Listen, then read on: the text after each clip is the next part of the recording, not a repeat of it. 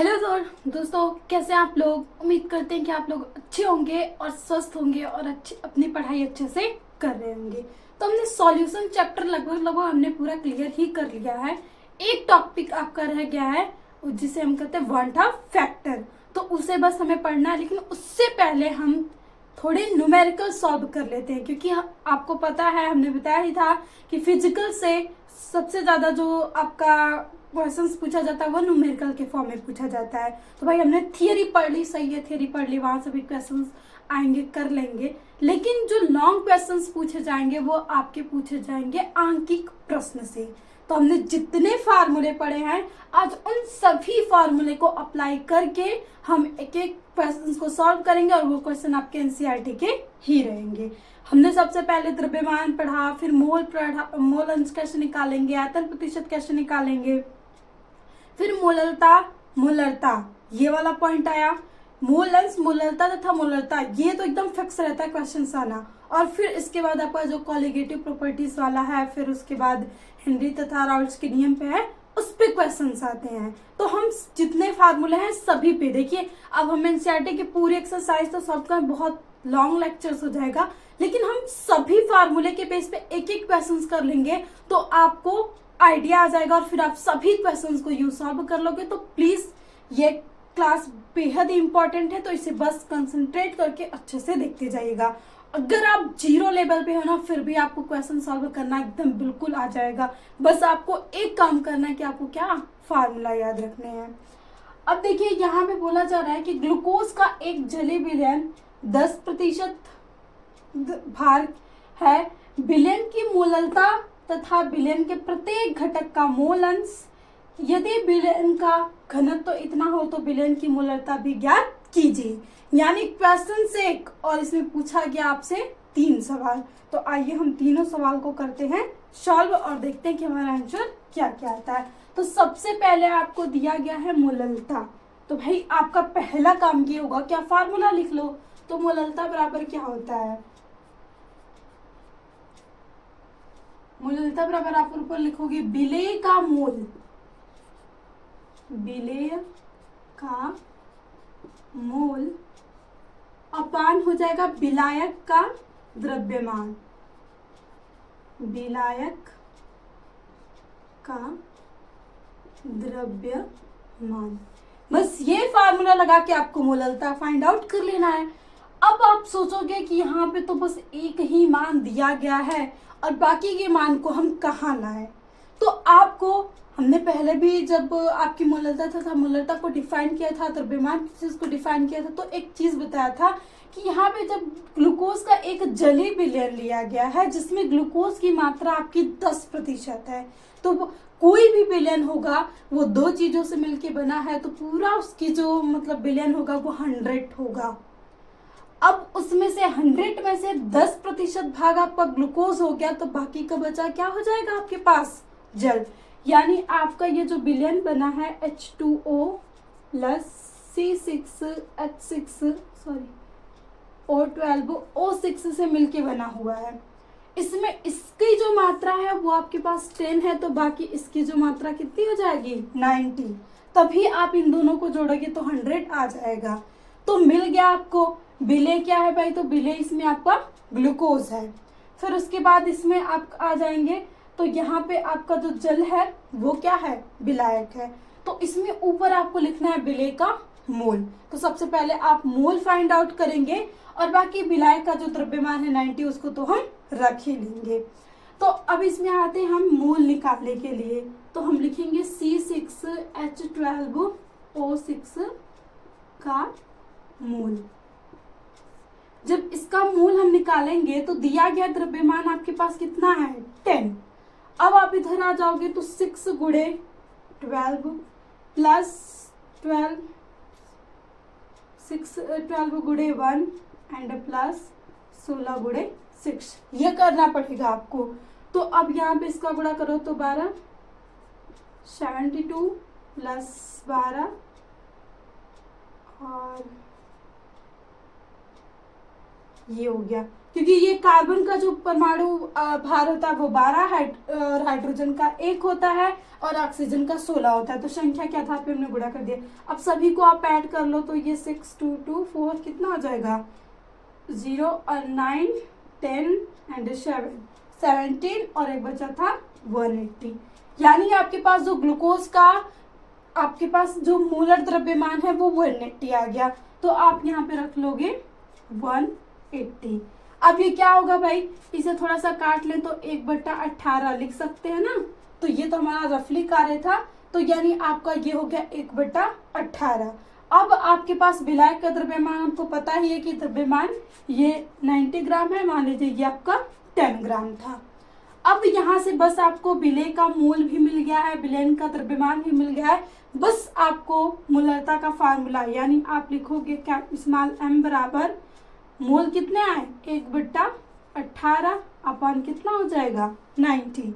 अब इसको ऊपर कर दो तो यहाँ से 1/18 और यहाँ से हो जाएगा आपके पास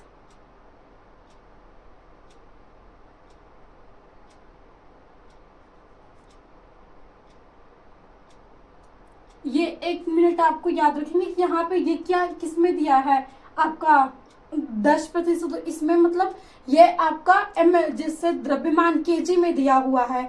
तो आपको मोलरता निकालनी है तो यहाँ पे आपको 1000 से मल्टीप्लाई भी करना पड़ेगा। तो यहाँ पे आप 1000 भी लिख लोगे तो ऊपर आपका 1000 रहेगा एंड ये हो जाएगा आपके पास अगेन 1/90। तो इस 0 से इस 0 को कैंसिल आउट कर लेंगे। अब ऊपर हो जाएगा 100 और यहाँ से इसका मल्टीप्लाई कर देंगे तो 18 9 जब आपके पास 162 आ जाएगा। अब इसको जब आप डिवाइड करेंगे तो समथिंग 0.67 इतना आपके पास आ जाएगा आंसर। कैपिटल M इसको लिख सकते हो क्योंकि मोलरता हो गया इतना आपके पास। तो ये तरीका था बस आपको लगाने के लिए। सवाल बिल्कुल भी इजी है। क्वेश्चन में लिखा गया कि जलीय विलयन, तो आप जल ऐसे ही ऐड कर लेंगे। तो ग्लूकोज प्लस जल से मिलकर आपका विलयन तैयार होता है जिसमें ग्लूकोज की मात्रा 10 ग्राम, हम ग्राम में ले तो 10 ग्राम थी और जो आपके पास बचेगा वो 90 ग्राम क्या हो जाएगा आपके पास जल। अब इन दोनों से मिलके बना था तो विलेय आपका यही है, तो हमने विलेय का मोल निकाल लिया सबसे पहले। अब जब हमने विलेय का मोल निकाल लिया तो फिर अगेन फार्मूला लगाया कि ये अगर ये केजी में रहता तो ये फार्मूला लगाते, लेकिन जब ग्राम में दिया है तो ऊपर हम क्या कर देंगे 1000 से मल्टीप्लाई कर देंगे। तो हमने यहाँ पे 1000 से मल्टीप्लाई कर दिया और ये सॉल्व मैथमेटिकली सॉल्व करने के बाद हमारा आंसर इतना आ गया। तो आई होप आपको मोलरता निकालना तो आ गया होगा। एक इसमें का भी ये क्वेश्चन में का एक टॉपिक हमारा क्लियर हो गया। ऐसे ही कोई भी सवाल दिया आप मोलरता यूं निकाल लेंगे। बस मोलरता का फार्मूला याद रखिए, विलेय का मोल अपान विलायक का द्रव्यमान। इसमें नीचे विलायक का द्रव्यमान रखना है, तो इसमें तो कुछ मोल वोल निकाले नहीं, बस विलायक का द्रव्यमान जो है उसको डायरेक्टली रख देना है। ग्राम में है तो ऊपर हम 1000 से मल्टीप्लाई कर देंगे, नहीं तो केजी में है तो सेम ऐसे ही रख के हम इसे सॉल्व कर लेंगे। तो एक पॉइंट तो हमारा हुआ सॉल्व। अब हमसे पूछा जा रहा है कि विलयन के प्रत्येक घटक का मूल अंश ज्ञात कीजिए। अब प्रत्येक घटक क्यों लिखा है, तो विलयन आपका जो तैयार हुआ है जल तथा ग्लूकोज से तैयार हुआ है, तो इसमें दोनों का मूल अंश पूछ रहा है कि जल का मूल अंश बताइए और ग्लूकोज का भी मूल अंश बताइए। तो आइए हम उसको भी फाइंड आउट करते हैं कि हम इन दोनों का मूल अंश कैसे निकालेंगे। तो ये हो गया, तो इसको करते हैं हम रिमूव।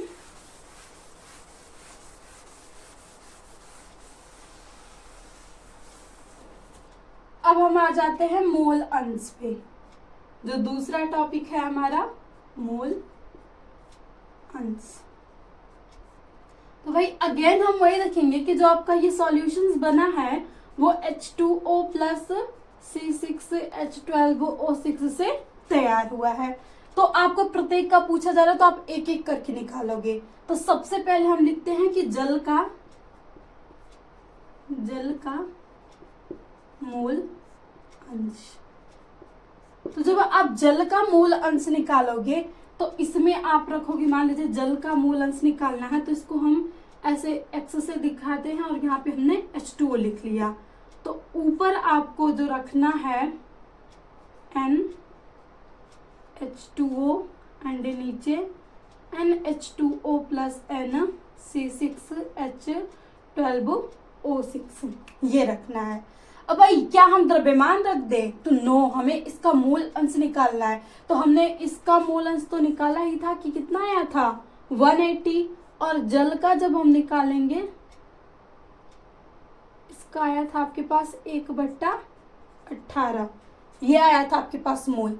और जब हम जल का निकालेंगे तो भाई जल आपका दिया है 90 और ये हो जाएगा आपके पास 18। इस ऑक्सीजन का 16 और 2 हाइड्रोजन का, तो अणुभार आपका हो जाएगा 18 और इसको जब आप भाग दोगे तो आ जाएगा ये 5। तो अब ये 5 आ गया जल का मूल और 1/18 आ गया ग्लूकोज का मूल्य। अब हमें सबसे पहले जल का मूल निकालना है, तो हमें ऊपर रखना होगा 5 और नीचे हम 5 प्लस 1/18 रखेंगे। अब इसे सॉल्व कर लेंगे हम, ऊपर तो एलसीएम लेके सॉल्व कर लेते हैं। तो 18 90 प्लस 1 और अगेन इसको करें तो 5 91 और ये हो जाएगा 18। तो इसको आप सॉल्व करेंगे 5 गुणे 18/91, तो ये 90 और ये, तो यानी आपका ये 0 पॉइंट यहाँ से एक बार में तो जाएगा नहीं। इसे अगर हम सॉल्व करेंगे, बस यहाँ से आप जो भी सॉल्व करेंगे तो आ जाएगा। अगर भाग देंगे तो यहाँ से एक बार में ये जाएगा नहीं, तो फिर हम यहाँ करके 0 पॉइंट कर लेंगे और एक 0 बढ़ा लेंगे। फिर उसके बाद हम कितने बार ले जा सकते हैं, 1 बार लेके जाएंगे तो फिर 91 ही होगा। और अगर हम इसको 5 45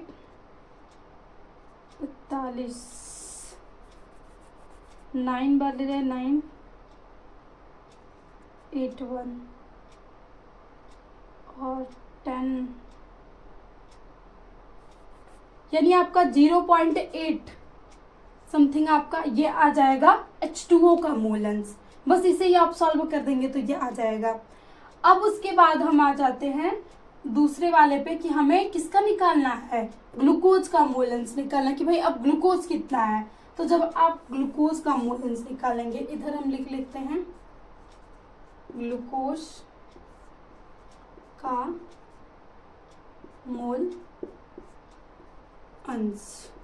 तो सेम यहाँ पे जब आप ग्लूकोज लिखोगे तो ये आपका फार्मूला हो जाएगा XC6H12O6 और इक्वल टू आप ऊपर रखोगे NC6H12O6 और नीचे तो यही सेम रखना है NH2O प्लस NC6H12O6, यानी जिसका आपको मूल अंश निकालना है उसको ऊपर रखेंगे और नीचे को तो हमेशा दोनोको जोड़ के रखना है। तो अब क्या करेंगे, आप ऊपर रख लेंगे 1/18 और नीचे अगेन फिर वही आ जाएगा 518। तो अगेन जब इसको हम सॉल्व करेंगे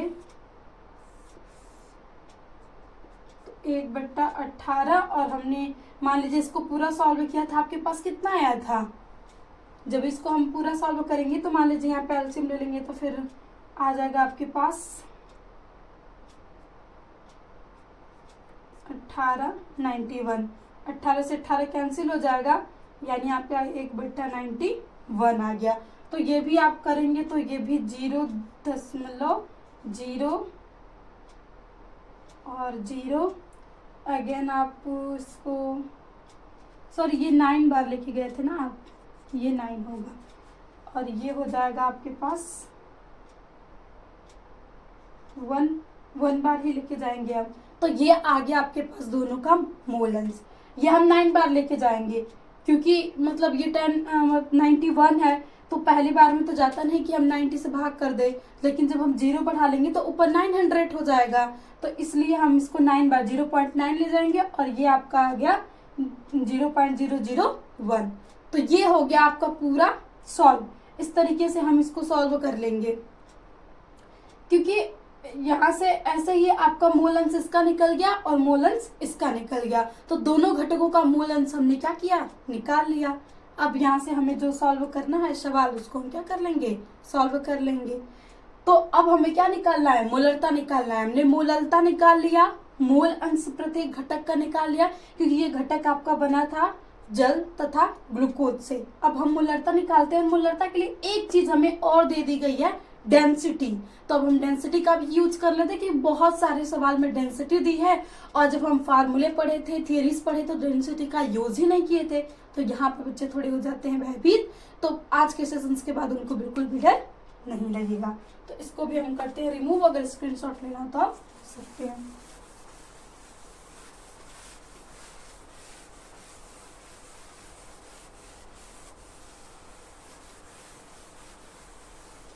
अब हम आ जाते हैं कि हमें क्या याद करना है, मूलरता। तो पहले फर्स्ट ऑफ ऑल हम क्या लिखेंगे, मूलरता का फार्मूला। तो मूलरता का होता है विलेय का मूल, विलेय का मूल एंड बिलियन का, इधर आपका बिलियन का पूरा आयतन होगा, बिलियन का आयतन। अगर लीटर में तो सही है, नहीं तो आप क्या कर लोगे, 1000 से मल्टीप्लाई कर लोगे। तो अब हमें दिया है यहाँ पे, मान लीजिए विलेय की तो मूल हम निकाल चुके हैं कि विलेय आपका ग्लूकोज था और उसका मूल 1/18 आया था। अब हम आयतन कैसे फाइंड आउट करें, तो भाई डेंसिटी तो दिया है। तो आप एक चीज याद रखो कि घनत्व, ये तो हम बेसिक छोटा सा फार्मूला है, 9-10 से ही पढ़ते आ रहे हैं कि घनत्व बराबर होता है द्रव्यमान बट्टा आयतन। तो आपको आयतन याद करना है, क्योंकि डेंसिटी तो इस फार्मूले में है नहीं और डेंसिटी आपको दिया है। तो आप आयतन बराबर लिख सकते हो, आयतन बराबर, जब ये आयतन इधर चल जाएगा तो मल्टीप्लाई हो जाएगा, तो आप लिखोगे द्रव्यमान बट्टा घनत्व, ये हो गया। अब द्रव्यमान आपका पूरे बिलियन का द्रव्यमान और उसके बाद घनत्व आपका दिया गया है। तो हम यहां से जब निकालेंगे तो द्रव्यमान हमें निकालना है पूरे बिलियन का,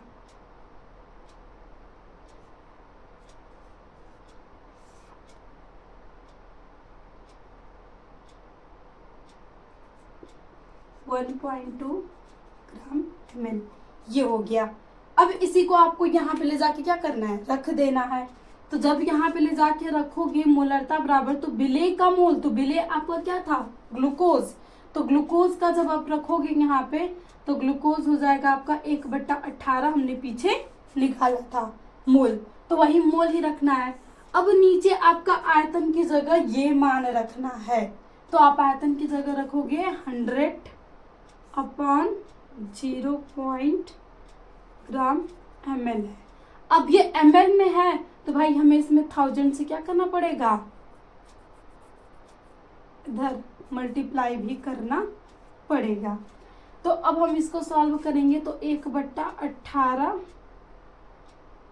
फार्मूले में ही ऊपर ही कर लीजिए यहाँ पे, तो ये हो जाएगा आपके पास 1/18 0। और यहाँ से देखिए, यहाँ का जब हम दशमलव हटाएंगे तो ऊपर एक और 0 हम ऐड कर लेते हैं, तो आपके पास ये पूरी स्पीसीज हो जाएगी 100,000/12, ये हो गई। अब ये जब ऊपर जाएगी तो हम इसको लिख सकते हैं 1/18 00 गुणे 12/1, ये हो गया आपका। अब इससे ये पूरा का पूरा कैंसिल आउट हो जाएगा और आप यहाँ से क्या बचेगा, 12/18। अब यहाँ से इसका फिर आप क्या कर दोगे, भाग दे दोगे, तो ये भी आएगा 0 पॉइंट, फिर उसके बाद कितने बार ले जा सकते हो आप, 18 25 90, 18 छक्का 6 बार लेके चले जाए, हाँ, तो यहाँ पे आप 6 बार लेके चले जाओगे। तो 6 बार लेके जाएंगे तो इतना ही आप लिख सकते हो आंसर इसका। या आप अगर प्योर और लिखना है तो इसको थोड़ा सा और क्या कर लेंगे, हम सॉल्व कर लेंगे। तो ये हो गया आपके पूरे सवाल का आंसर। सबसे पहले आपने मूलरता निकाला, फिर उसके बाद हमने दोनों घटकों का मोल अंश निकाला, सॉरी पहले हमने मोललता निकाला, फिर मोल अंश, और ये हो गया मोलरता। तो बस अगर फार्मूले याद है, थोड़े से लॉजिक याद है, तो ये सवाल तो यूं ही लग जाएंगे। थोड़ा सा बस आपका कैलकुलेशंस अच्छा होना चाहिए और मैथमेटिक्स अच्छा होना चाहिए। तो तीन फार्मूले तो यहीं पे खत्म हो गए, मोलरता मोलरता मोल अंश, ये सारा आपका क्लियर हो गया। अब आगे के फार्मूले पे हम क्या करते हैं, क्वेश्चन करते हैं। तो एक दो क्वेश्चन और हम करते हैं ताकि आपका पूरा इस सेशंस के बाद आपका न्यूमेरिकल्स का जो डर हो क्या हो जाए, खत्म हो जाए। तो आप इसका स्क्रीनशॉट ले लो, फिर उसके बाद हम नेक्स्ट सवाल लिखते हैं।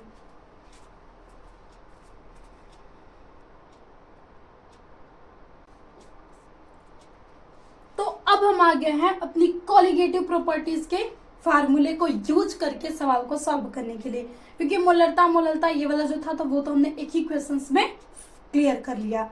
अब क्या है क्वेश्चन, कहा जा रहा है कि किसी ताप पर शुद्ध बेंजीन का वाष्प दाब 0.85 बार है, फिर उसके बाद 0.5 ग्राम अवाष्पशील विद्युत अपघट्य ठोस को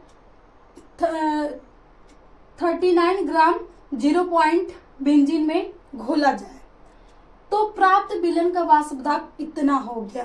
तो ठोस का मोलर द्रव्यमान ज्ञात कीजिए। यानी वो जो था ना आपके पास कि वाष्प दाब में अवनमन लाना है। तो मान लीजिए यहाँ पे पहले हमने नॉर्मल बेंजीन लिया तो उसका जो वाष्प दाब था इतना था, लेकिन हमने उसमें कोई अवाष्पशील विद्युत अपघट्य को ऐड कर लिया क्योंकि हम चाहते हैं कि वाष्प बनना कम हो जाए। तो जब हमने उसको ऐड किया तो उसका बाद जो उसका वाष्प दाब था इतना हो गया। तो आखिर आपको वो जो आप ऐड कर रहे हो उसका द्रव्यमान तो दे दिया गया है, अब आपको उसी का मोलर द्रव्यमान फाइंड आउट करना है। तो सबसे पहले आप एक चीज लिख लो कि विलयन किससे तैयार हुआ है, विलयन। तो विलयन आपका तैयार हुआ है बेंजीन C6H6 से, और प्लस ये अवाष्पशील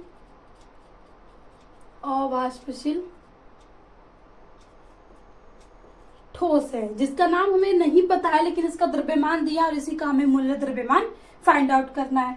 तो भाई सबसे पहले हम इसका मोलर द्रव्यमान निकाल लेते हैं। तो आपको बेंजीन का कितना दिया है, बेंजीन कितनी है आपके पास 39, पहले आप मोलर द्रव्यमान निकाल लो।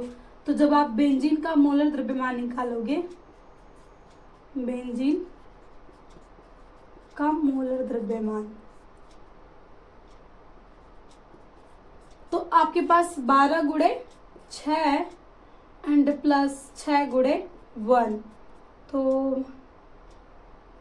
कितना आ जाएगा 78, यानी 78 आ गया आपके पास मोलर द्रव्यमान। अब आप डायरेक्टली उसका फार्मूला यूज कर लेंगे कि P01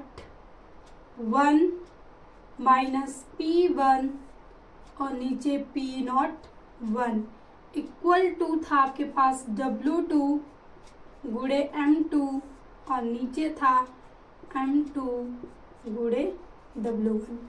बस इस फार्मूले में अब मान ढूंढ लो भाई, सबका ये फार्मूला हो गया और इसी फार्मूले में हमें सबका मान रखना है। तो आपके पास यहाँ जो शुद्ध बेंजीन का वाष्प दाब, शुद्ध बेंजीन का वाष्प दाब, तो हमने पढ़ा था कि ये जो P01 है यही है, तो इसका मान 0.850 बार दिया है। फिर उसके बाद मान लीजिए जब इसमें हम अवाष्पशील ठोस ऐड कर लें तो यानी P1 का जो मान दिया है वो आपके पास हो गया 0.845। वाष्प दाब में क्या आ गया, कमी आ गया ना, देख रहे हैं यहाँ पे 50 था और यहाँ पे 45 आ गया। अब उसके बाद आपका जो बेंजीन है वो विलायक है, तो यानी आपका ये 2 हो गया, और जो आपको ये मिलाया जा रहा है कि विद्युत अपघट्य, तो वो आपका हो गया 1। तो यहाँ से आप लिखोगे कि W2 का मान 39.0 ग्राम एंड यही W2 तो ये आपका M1 है ना, सही है। और उसके बाद M1 एंड W1 इतना मान आपको इसमें दिया है, तो M1 का मान आप निकालोगे तो कितना हो जाएगा, M1 का मान, M1 आपकी बेंजीन है तो इसको हम निकाले थे तो ये था 78।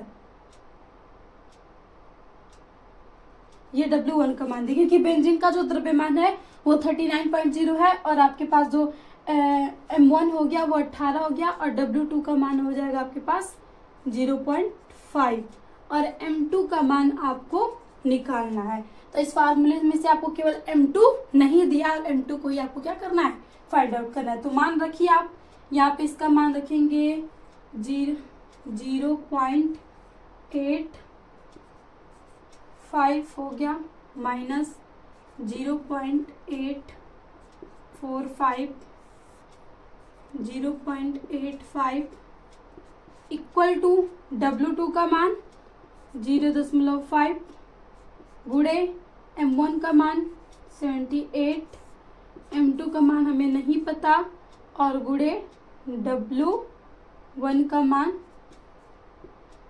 39 ग्राम, ये आ गया। अब हमें इन सभी को गुणा भाग कर लेना है। मान लीजिए इधर हम इसको घटा देंगे तो ये आ जाएगा आपके पास 0 पॉइंट, इसको घटाना है आपको यहाँ से तो ये आ जाएगा 500 और नीचे 0.850 इक्वल टू, इसमें आप मल्टीप्लाई कर दो तो 9 40, 5 7 35, 39 और यहाँ पे दशमलव होगा तो सोचिए दशमलव फिर हम हटाई देंगे और ये M2 और नीचे गुणे 39.0 है ही। तो अब देखो कितना हो गया कि मान लीजिए इसे हम ग्राम में लिखे, ये तो ये इससे कैंसिल आउट हो जाएगा और इधर भी समान पे है तो आप लिख सकते हो 5/850 इक्वल टू 1/M2। अब M2 का इसमें गुणा कर दो तो ये हो जाएगा, यहाँ के बाद इसमें आ जाते हैं 5M2 इक्वल टू इतना, तो M2 बराबर 850/5। अब इसे ले जा लो, एक बार लेके जाएंगे फिर उसके बचेगा 3, तो 3 7 एंड 0, तो ये आ गया आपके पास ग्राम मोल इनवर्स आंसर। तो कितना इजी था, बस आपको मान रखते चले जाना है। मान आपको दिया था कि भाई सबसे पहले जो बेंजीन का वाष्प दाब था इतना था, फिर उसके बाद ये जब इसमें हम अवाष्प से विद्युत ताप घट्टे इतना ग्राम ऐड किए तो उसका वाष्प दाब कम हो गया, तो वो आ गया आपका आंशिक वाष्प दाब। फिर उसके बाद यहाँ से हमने ये मान हमें दिया ही था और बेंजीन का भी हमें दिया गया द्रव्यमान पता था, मोलर द्रव्यमान हमने फार्मूले से निकाल लिया। सवाल में दिया भी रहता है कहीं कहीं, और नहीं तो हमें C6H6 फार्मूला तो याद है तो हम आसानी से लगा ही सकते हैं। तो ये हो गया आपके पास सवाल, इसका भी बस मान हमने रख दिया और सिंपल मैथमेटिक्स था। देखिए कितना हम ऐसे डर जाते मैथमेटिक्स, सोचिए ऊपर भी यहाँ पे 39 आ गया, नीचे भी 39, पूरा कैंसिल आउट। M2 था, इधर हमने दशमलव समान अंक पे था, पूरा हटा ही दिया, फिर इतने अच्छे से कट के हमारा 170 ग्राम मोल इनवर्स आपका आंसर आ गया। तो ये भी आपका कोलिगेटिव प्रॉपर्टीज वाला एक सवाल खत्म हो गया। तो एक सवाल और करते हैं, फिर उसके बाद हम सेशन का करेंगे एंड। तो आप इसका स्क्रीनशॉट ले लीजिए।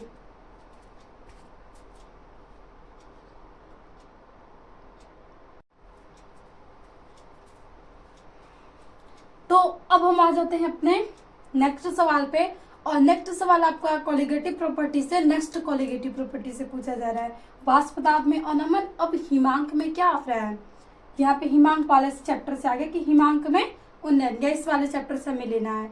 अब क्या करना है, यहाँ से पूछा जा रहा है कि एक विद्युत अपघट्य के 1 ग्राम को 50 ग्राम बेंजीन में घोलने पर इसके हिमांक में 0.40 केल्विन की कमी आ जा रही है, यानी इसके हिमांक का अवनमन हो जा रहा है कि हमने एक 50 ग्राम बेंजीन लिया था तो पहले उसका हिमांक कुछ और था, लेकिन जब हम उसने विद्युत अपघट्य को ऐड कर लिया तो उसमें कमी आ गई।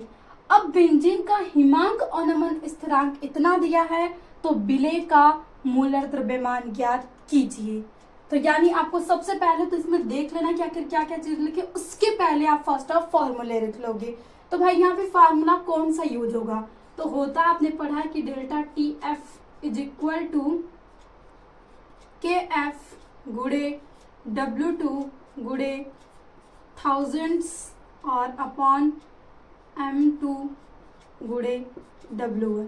ये था, क्योंकि जो आपका हिमांक में अवनमन होता है वो मूललता के क्या होता है, समानुपाती होता है। और मूललता में हम ऊपर केवल विलय का मोल लिखते हैं, नीचे विलयन का जो भी आयतन हो, सॉरी जो भी द्रव्यमान है उसको हमें मोल ना निकाल के द्रव्यमान एग्जैक्ट रख लिया जाता है। इसलिए आपको यहाँ पे जो द्रव्यमान है वो 2-2 दिख रहा है, लेकिन मोलर द्रव्यमान एक ही है, और वही मोलर द्रव्यमान हमें फाइंड आउट करना है। तो इस फार्मूले को अगर हम चेंज कर लें तो ये फार्मूला हो जाएगा M2 इक्वल टू, अब मान लीजिए इसका इधर गुणा कर दोगे तो ये हो जाएगा KF गुड़े W2 गुड़े थाउजेंड्स अपॉन डेल्टा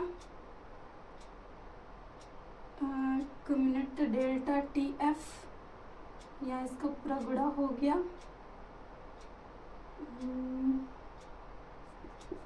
गुड़े W1, ये हो गया। अब इसी में आपको सभी मान को रख के सॉल्व कर देना है। KF का मान आपके पास इधर KF का मान दे ही दिया है कि 5.15 kg मोल इनवर्स। अब उसके बाद आप देखेंगे W2 का मान, तो विद्युत अपघट्य जो मिलाया गया वो आपके पास कितना हो गया 0.0 ग्राम। फिर उसके बाद W1 यानी बेंजीन कितना है, तो ये हो गई आपके पास 50 ग्राम। और डेल्टा TF यानी जो कमी आ रही है वो 0.0 केल्विन की आ रही है। अब आपको यहाँ से M2 का मान क्या करना है, बस निकालना है। तो अब M2 के लिए हमने फार्मूले को भी बना लिया, बस डायरेक्ट हम क्या कर लेंगे, यहाँ से फार्मूले इसी में रख लेंगे। तो आप रखो कि F का मान 5 गुड़े 15 गुड़े W2 का मान 0.0 गुड़े 1000 और उसके बाद डेल्टा TF का 0.40। मात्रक भी रख ही लेते हैं यहीं पे, इसका मात्रक क्या है 521 kg मोल इनवर्स गुड़े ये ग्राम और ये केल्विन गुड़े 50 ग्राम। ये ग्राम से ग्राम कैंसिल हो जाएगा और केल्विन बचा रहेगा, और ऊपर आपका kg जो भी मान आएगा उसी में आएगा। अब इसको बस मैथमेटिकली आपको सॉल्व करना है। तो यहाँ पे 15 गुड़े ये तो पूरा 1 ही है, तो इसको हम क्या कर लेते हैं डायरेक्टली 1000। अब नीचे देखिए यहाँ पे 4 0 है, तो अगर हम इसको केवल 0 लिखे तो हम इसको क्या कर सकते हैं, ऊपर 2 0 और ऐड कर सकते हैं, और ये हो गया 0। अब इस 0 से इस एक 0 कैंसिल आउट, और यहाँ से मान लीजिए यहाँ पे 2 अंक पे दशमलव है, तो नीचे अगर ऊपर का दशमलव हटाना है तो हम नीचे मान लीजिए भी नहीं काटते हैं इसको, ये हो गया। तो नीचे हम 2 0 और ऐड कर लेंगे, 3 0 से 3 0 कैंसिल आउट। अब आपके पास ये बचा है 512 गुड़े 100 अपान 4 बचे 20। 1 0 से 1 0 और कट गया, और 2 बचे आपका हो गया 10। अब इसका गुणा कर दीजिए, तो गुणा कर देंगे तो कितना आ जाएगा यहाँ पे 5 2 5 1 6 हो जाएगा, और 25 इतना आपके पास आ जाएगा ये ग्राम मोल लीटर इनवर्स। इतना आ गया आपके पास। सभी चीजें तो कट गई है ना यहाँ से, 0.0 पर ये इतना हो गया, फिर उसके बाद ये 2 अंक, सही है। यहाँ से चाहे तो 1 0 हम और यहाँ से बढ़ा के 1 0 और कैंसिल आउट कर लेते हैं, तो यहाँ से हमारा 1 0 और कट जाएगा, ये केवल आपका बचेगा 2। तो ये 256 ग्राम प्रति मोल आपका आ जाएगा आंसर, ये हो गया। क्योंकि बस यह मैथमेटिक्स थोड़ा होता है, मैथमेटिक्स सभी भाई मैथमेटिक्स में दिक्कत तो होती है, लेकिन आप जितना ज्यादा प्रैक्टिस करोगे तो उतना ज्यादा आंसर आ जाएगा। और सोचिए अगर आपके पास टाइम कम बचता तो ये मत सोचना कि मैथमेटिक्स से तो हम सवाल ही छोड़ दें। आप पूरे फार्मूले को रख के ये लिखोगे कि क्या क्या दिया गया है, फिर फार्मूला यूज रखोगे, फिर जहां तक आपका गुणा भाग होता है वहां तक करोगे, और वहीं तक आप अगर आंसर लिख देते हो तभी आपको वहां पे एग्जाम में नंबर दिए जाएंगे। अगर आपके पास टाइम नहीं है तब ऐसा करना है, लेकिन टाइम है तो आप पूरे अच्छे से इसको क्या कर लोगे, सॉल्व कर लोगे। तो आई होप हमने सभी फार्मूले का यूज करके सवाल को सॉल्व कर लिया। पहले हमने देखिए पहला सवाल था उसमें 3 टॉपिक हो गया, फिर इस दोनों में भी हमने कॉलिगेटिव प्रॉपर्टीज को देख लिया। तो आई होप अब आपका जो न्यूमेरिकल्स का थोड़ा सा प्रैक्टिस हो जाए, और भी अगर आप प्रैक्टिस करेंगे तो प्रैक्टिस करते रहेगा, और जो भी सवाल एनसीईआरटी से नहीं आएगा बस क्वेश्चन नंबर दे दिया, उस सवाल को हम फिर से अपन सॉल्व करवा देंगे। तो इस सेशन में इतना ही, अब मिलते हैं आपको नेक्स्ट सेशन में। तो प्लीज नेक्स्ट सेशन में आना ना भूले। अब हमारा बिलियन चैप्टर होने वाला है द इंक, और एक टेस्ट सीरीज बना के हम आपको पोस्ट कर देंगे। प्लीज आप उसको सॉल्व कर लीजिएगा ताकि आपको आपने जो पढ़ा है उसकी प्रैक्टिस भी हो जाए। तो अगेन थैंक यू, मिलते हैं नेक्स्ट सेशन में।